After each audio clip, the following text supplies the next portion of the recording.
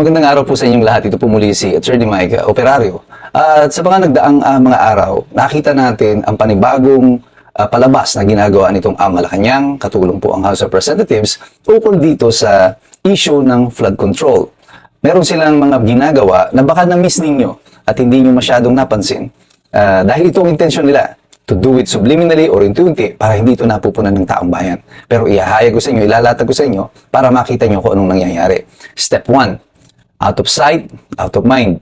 Mapansin ninyo yung mga kongresista na sangkot dito sa anomalya, sa budget, sa pagkuha ng malalaking portions ng mga flood control projects, sina Saldico, sina Dong Gomez at lahat pa ng mga sangkot na kongresista dito, nagkawala.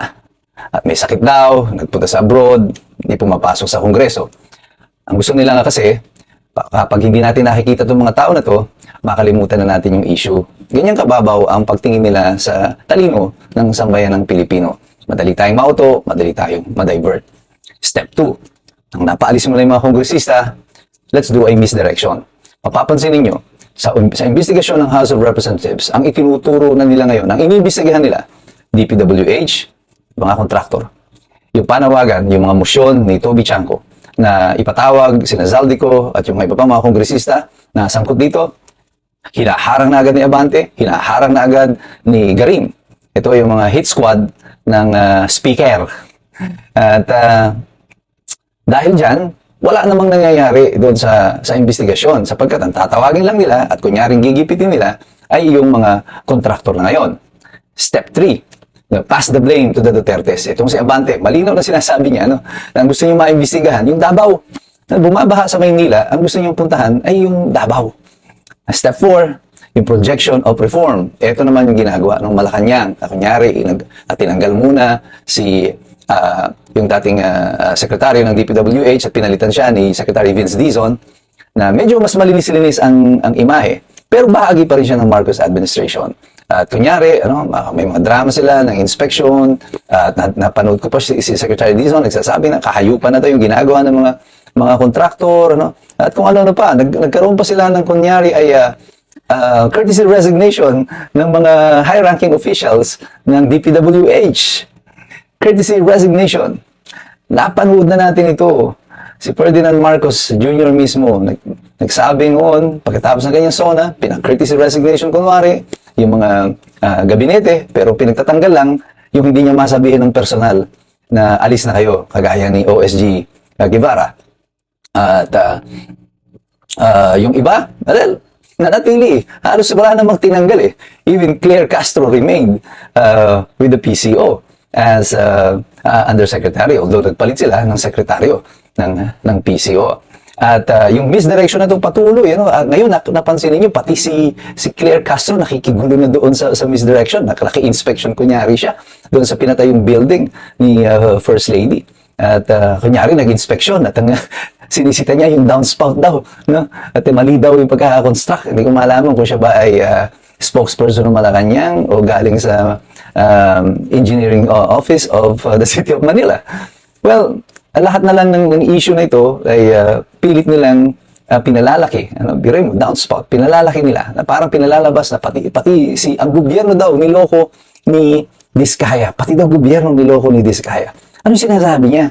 Lahat naman ng proyekto ng DPWH ay proyekto ng gobyerno. Ang gobyerno na sinasabi niya rito, si Liza Marcos. Ang naisabihin ni Claire Castro para sa kanya, ang gobyerno ay si Liza Marcos. At ito daw ang niloko ng mga Diskaya. Alam na natin ngayon kung ano ang strategiya na ginagawa nila. Ang lahat ng mga investigasyon na ito, kunyari sa House of Representatives, pati na sa DPWH, ay walang saysay. Wala pong kabuluhan yan. Sapagkat nananatili sa posisyon yung mga tunay na may pakulo ng lahat ng ito. Alam nyo, ang mga kontraktor, ang sa totoo, ang pinakamaliit ang cut dito sa mga project na ito. Unless gawin mo ng ghost project yan at mapupunta na sa iyo yung natitirang 30% for the project. Pero doon sa pagre-reveal ni Mayor Magalong, malinaw na sinasabi niya doon, at ako'y nag-agree naman na ganito ang sistema nga. Paglabas pa lamang yan sa Kongreso, mga 30% na agad ang tatabasin dyan. Dadaan ka pa sa district engineer. Dadaan ka pa doon sa congressman na kung saan idadalin yung proyekto. Yung tinatawag niya na parking fee.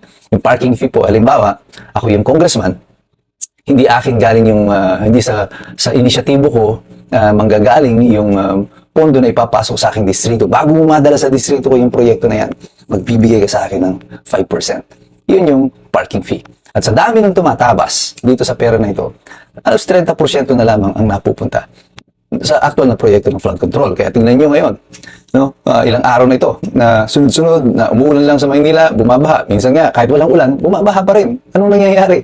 At yung lahat ng kaguluhan na yan, imposibleng hindi alam ng Malacanang, imposibleng hindi alam ng DPWH. Ito ngayon, nagugulat kayo at may ganito, naiiyak pa kunwari ang Pangulo sa ganitong sitwasyon. There is no one else to blame except you. Kasi ikaw nagsabi noon, nung sinisita na kung nasan yung flood control project, sabi mo, andyan naman yan, na-overwhelmed lang. Andyan naman yan, nasira lang yung isang floodgate kasi nga nabangga ng barko. You never for once looked at the records. Kitang-kita nyo na sa dami ng budget insertions, sa dami ng isinisingit sa flood control, imposible na hindi ninyo napuna ito. Walang ibang may kasalanan ito, kundi kayo. At kahit na anong paglilinis ang gawin ninyo, hindi nyo na maliling lang ang mga iskombro ng Pilipinas. Malinaw na sa amin kung ano ito. At kami ay patuloy na magmamatsyag, pero hindi na kami magpapauto. It is what it is. You have to answer up and owe up to whatever it is that has been done. Hindi na pwede po ang puro drama na lang. Hindi pwede yung panaypasa na lang kayo ng kung ano yung tunay na nangyari. Eventually, lalabas ang totoo dito. At hayag na nga po sa mga tao ang katotohanan. At yung ginagawa ninyong mga kasinungalingan, yung ginagawa ninyong mga drama, hindi na po tatalab ito. Sapagkat kami ay mulat na ang mga tao nakapag-aral na. Sapagkat alam naming lahat, mahirap makialam ang taong walang alam. God bless you. God bless us all. Mabuhay ang Republika ng Pilipinas.